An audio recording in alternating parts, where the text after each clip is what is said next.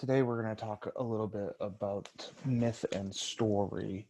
The nature of a story is, as you can read, to explain in a different way than science and mathematics. It's not a way of explaining the world in concrete, objective truths.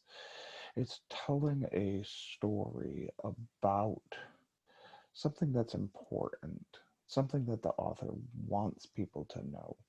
It's not a lie, it's not something to be believed. It's not something that people put their faith and trust in, but it's an instruction. It's not something that's false or old stories believed by naive people, and we don't need myth because we need myth. We use myth in our everyday. We think in our mythologies. And not every story is a myth, but every myth is a story. What I mean by this is that stories, narratives tell us something about our world, about ourselves, and how to behave and interact inside of the world that we inhabit, and something about the world that we have gained and that we have kind of been born into. A myth is an explanation, it's an explanatory story.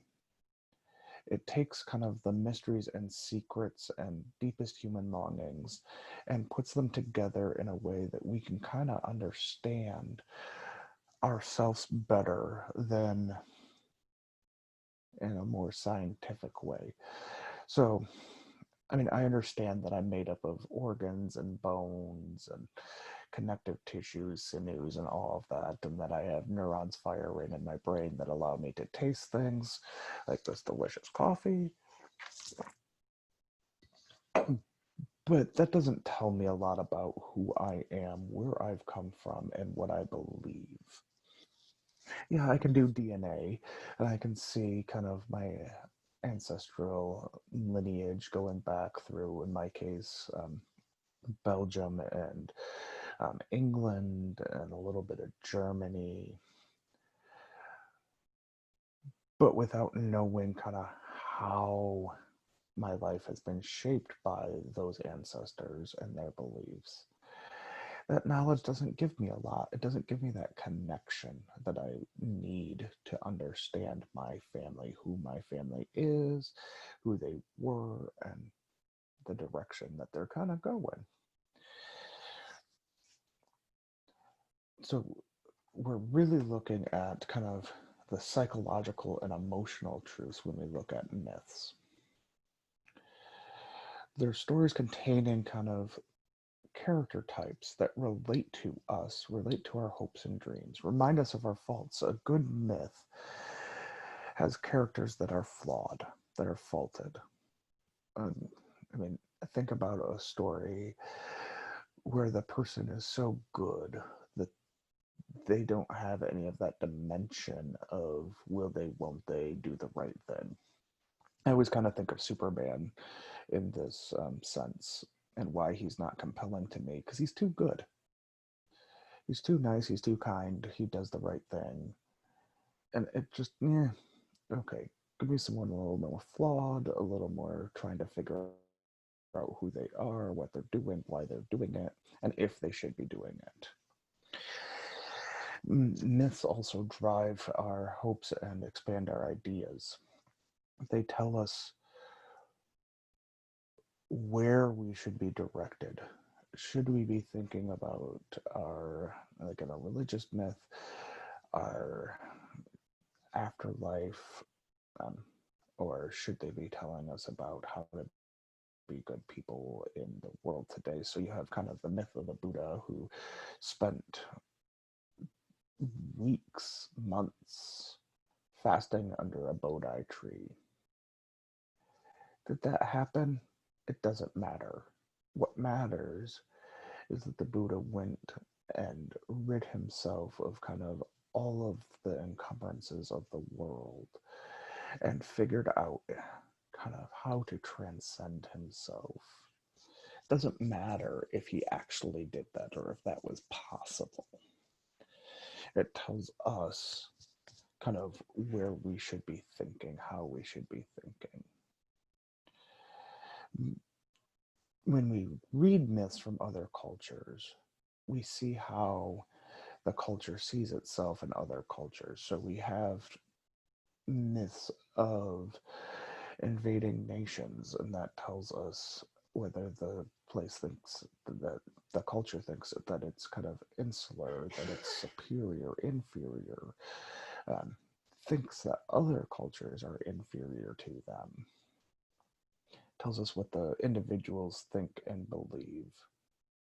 So you have definitions of the gods. So, talking about the early Greeks, we have these myths that tell us and give us kind of an insight into the psychology of almost the normal person.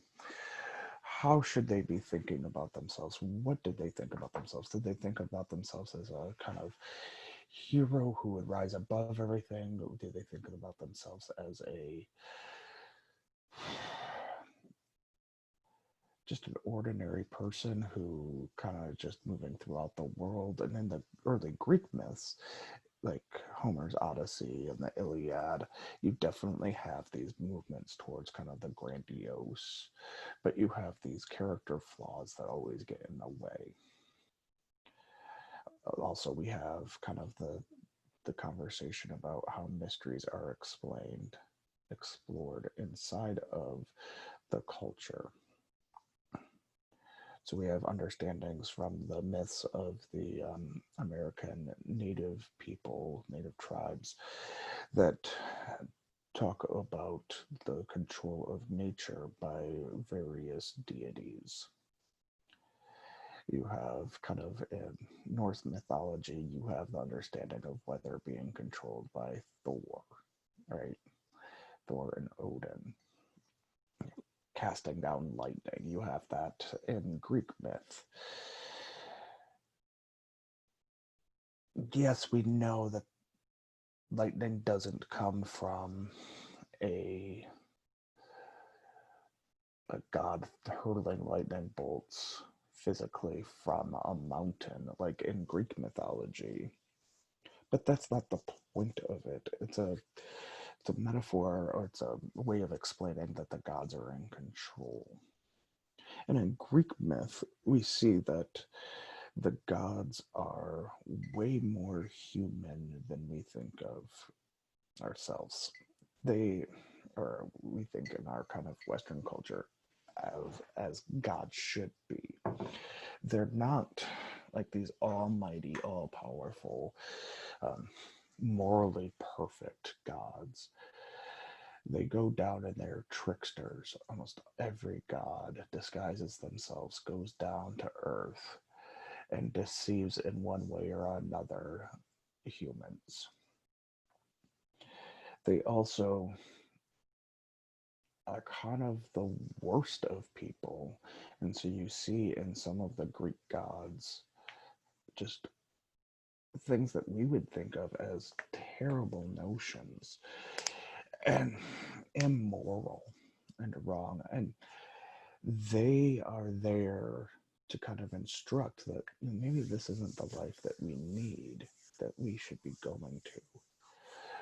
And you have set up sacred places like Mount Olympus in Greek myth.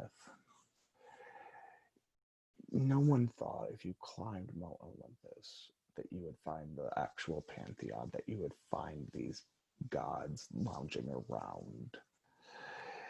But they believed that it was a sacred place because it was where their identity is founded. So we have these stories that are told generation to generation, person to person. Right? You have the founding of Rome, which we'll get to in a bit, but you have the founding of Rome, where Romulus and Remus are two brothers raised by wolves and found the city on in between the seven hills. No, but it gives identity. It gives a way of saying this is who the Romans are, or this is who the Greeks are. And we have this in America. We kind of have these myths, these stories that we believe that probably could be easily dismissed by historical and archaeological records.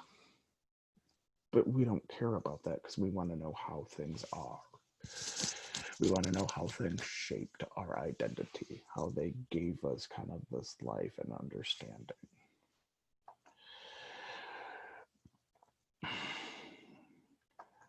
Some people have believed that kind of in myths, there's a power of numbers. So you kind of have this belief that like the Hebrew scriptures have 620 commandments, and the 10 commandments, the 10 key commandments have 620 words. So you have this connection. Inside of that, then you get like some of the groups in the Jewish Kabbalah that believe that numbers have quite significance, and if you count numbers, they tell you something morally to do. Or you have Pythagoras, the Greek philosopher, who believed that various numbers represented things. And you have like 3 being perfection because it's indivisible and can't, indivisible to a whole number. 5 is the number of man, 6 is the number of evil. I'm sure you've heard some of this. It's a way of trying to put meaning back into kind of the abstract, into the numbers. But we have this kind of thought with like deaths come in 3s. When we hear about a celebrity death, we expect 2 others to die. No, this doesn't really happen. People die all the time, and it's just that statistically, people that we know die all the time, especially as they get older and we get older. It makes sense that the people who we know end up dying.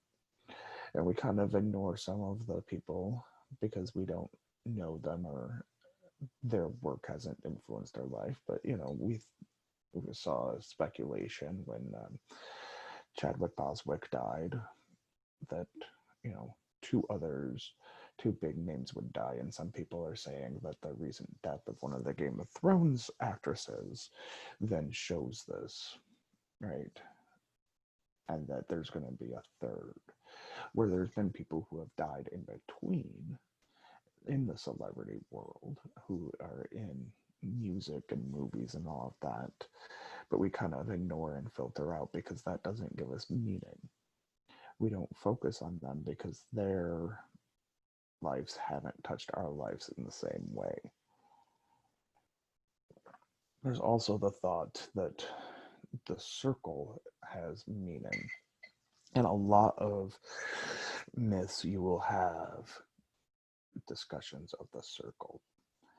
That a lot of people believe that time was cyclic. Either it was an influence in just a circle and everything repeated, or that it's kind of a spiral and everything kind of loops around and you have lines that connect,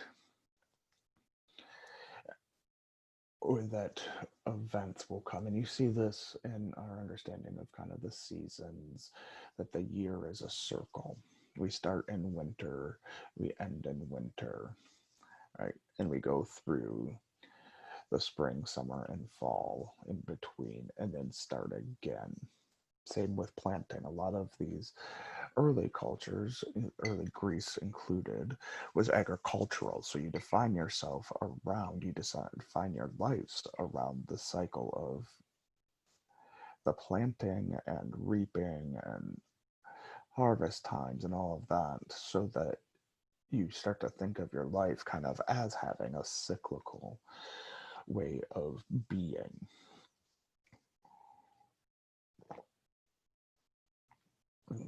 The circle also denotes kind of order being behind the world, that excuse me,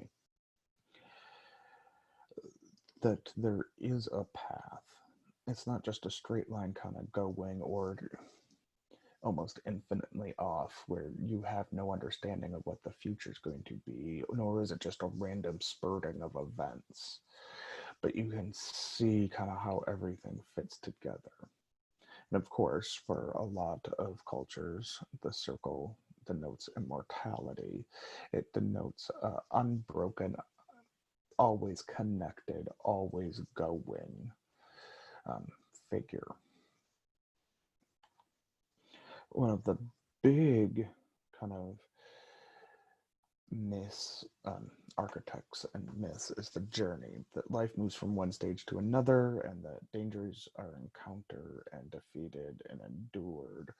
And we kind of go through sometimes the cycle of this journey, and sometimes it's more of a linear straight line where I went here, I did this, I conquered that, now I go to this, right? We kind of define ourselves in these stages and get caught up in these stages of journey and kind of development, right?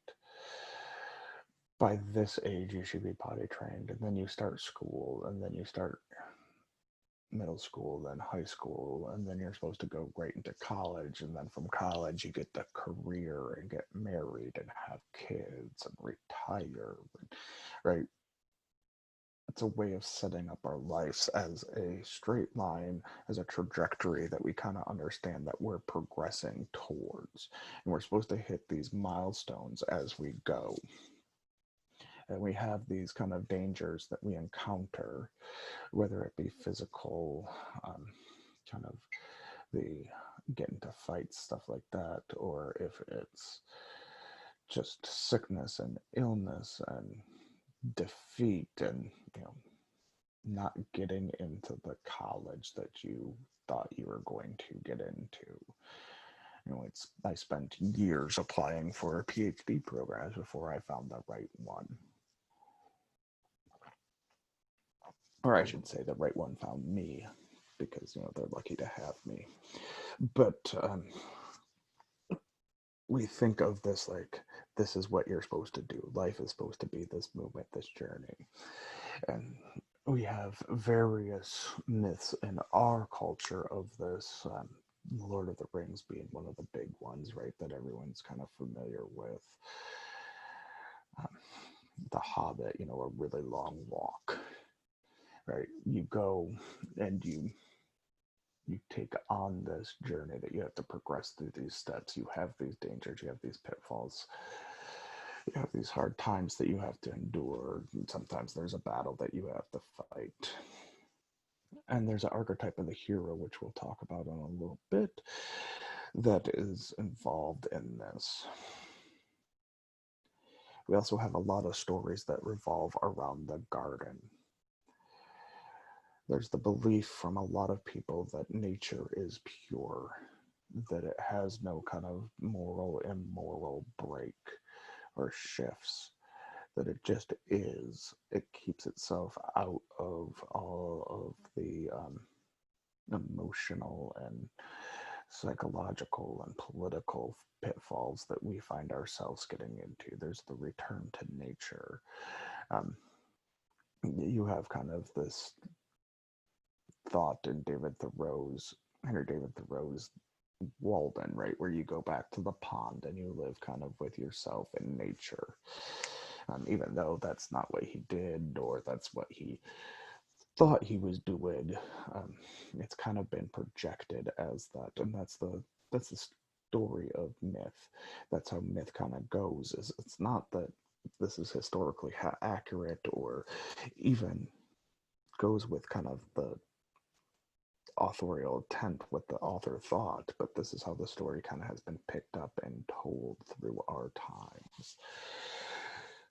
The garden is seen as kind of a calmer, more idyllic place where you can kind of just be in touch with nature, escape from the city. You have a lot of calls for going up north, right, in the fall and the summer, to be one with nature. You have a lot of calls for the city to have more green spaces so you can kind of rest and unwind, because there's that thought that nature is in itself restful, and that to find rest you just need to leave the hustle and bustle and go back to nature, back to a more pure place.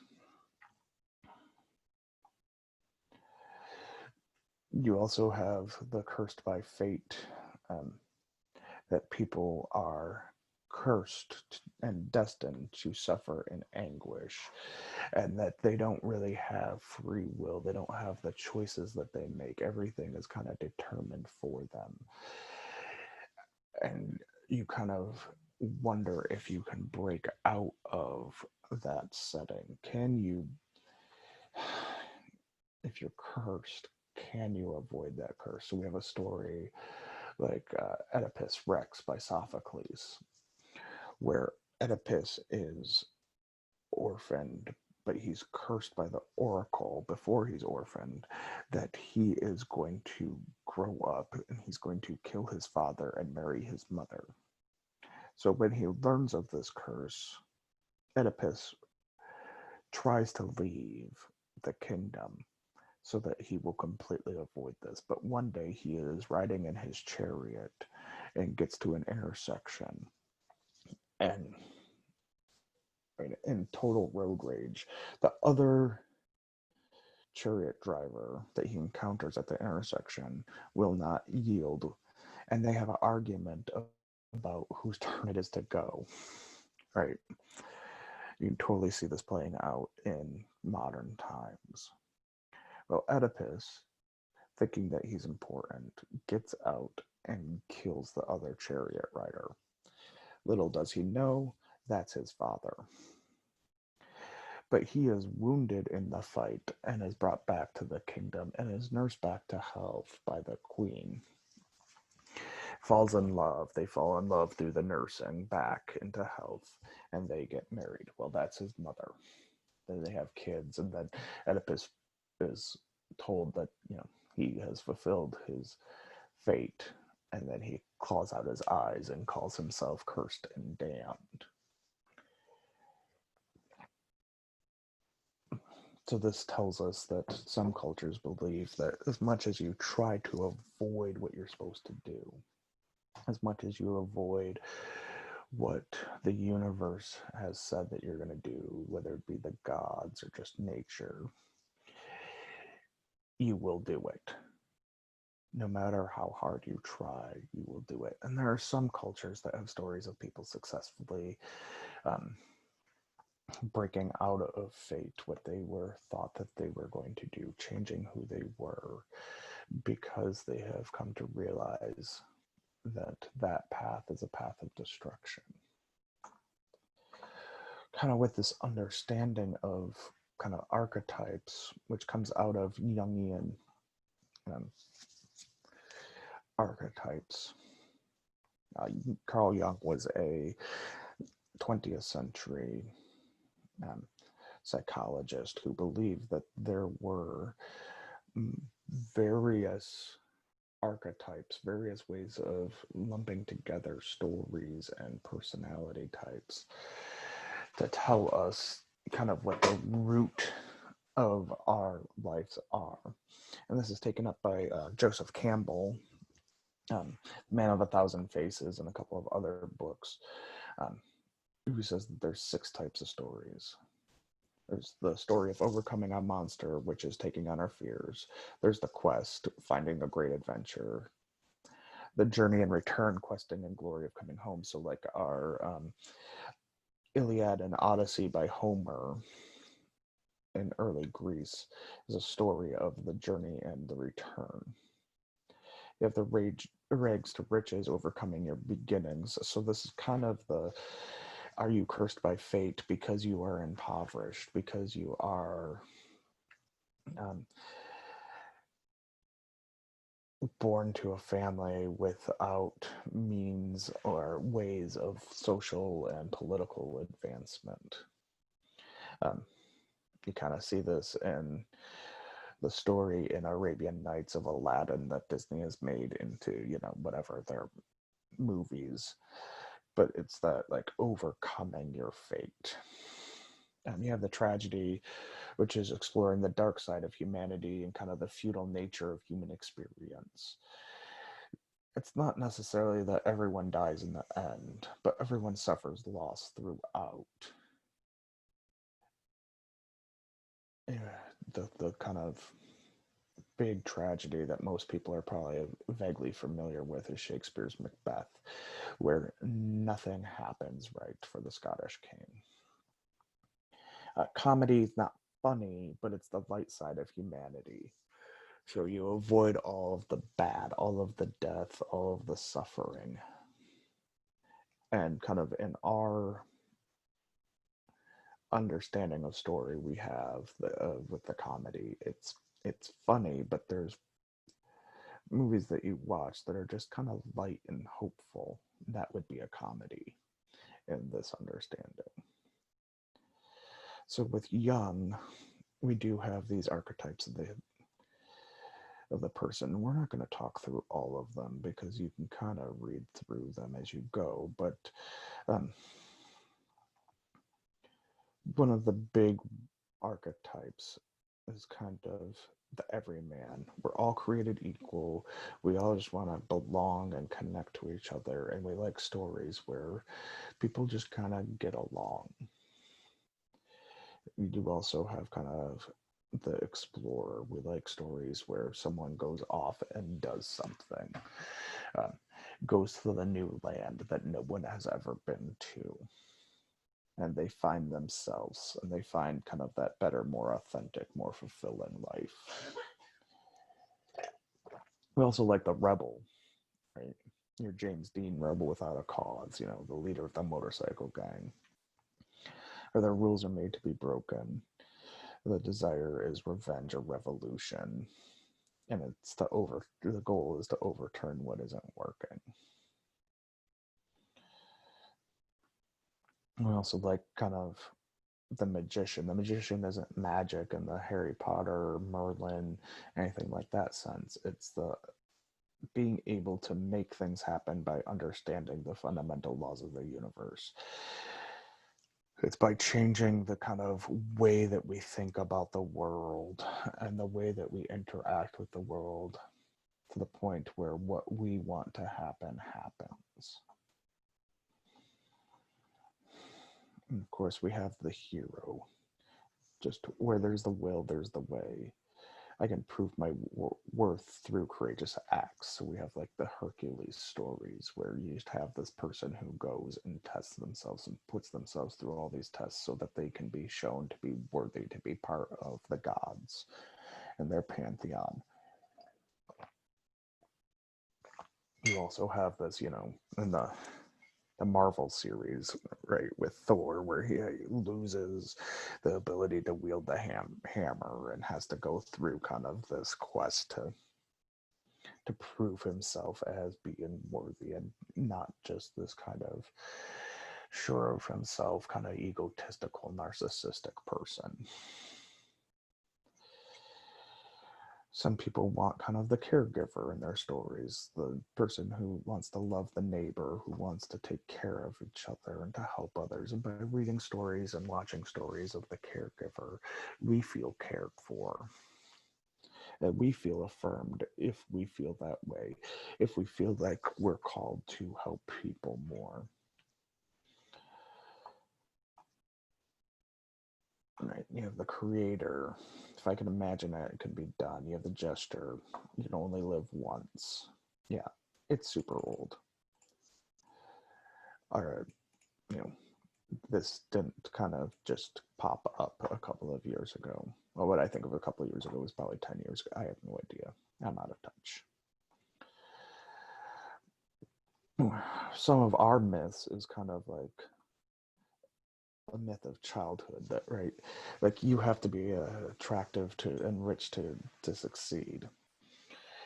That's not true. Or with that, you also have a kind of counter to that of you can be anything that you want to be. Well, you can't. I hope I'm not the one who breaks that news to you, but you have limits and you have restrictions. If you're not a naturally born citizen of the United States of America, you can't be president. That's just the way the laws are. Sure, they might change, but it's just probably not gonna happen. Right. There's just I'm not going to be a professional basketball player. There is no point, no amount of hard work that would make a 5'9" pudgy white guy as a basketball player. I have like a 1/4 inch vertical. I just can't do it. It's a myth that I could be whatever I wanted to be. Um, there's kind of that myth that you have to have the right name, that your name carries you. Of course, by this I mean that the social connections and your network and your parents' network really is what matters in life. And sometimes that does hold true because it is a myth. It is a founding story that people hold to and that shapes their view in life. But it isn't necessarily deterministic. And kind of an odd one that we all kind of, I think, have beliefs or believed as kids that like we're just going to be eaten by monsters, right? There was a boogeyman in the closet or alligators under the bed or something like that, right? The monsters under the bed were going to pull your feet and pull you out of the bed if your feet dangled. All right. It's not true. It's verifiable that you can, shine your flashlight under your bed and not see monsters, but you still have that thought, right? Because it's really a fear of the unknown. It's why when you're down in the basement alone and you turn off the lights, you run up the stairs, hopefully to beat the light, so that you won't get eaten. And we kind of have these common sayings that we do have common sayings that fall into mythic being, where they found our lives. We could have a lot of different ways of thinking. When we say kind of a penny saved is a penny earned, right? Well, not really, but what it means is that's how you get financial stability, right? A lot of Benjamin Franklin's kind of little trite truisms operate this way. It doesn't quite explain the world. It doesn't quite give us all the information we need, but it kind of founds us.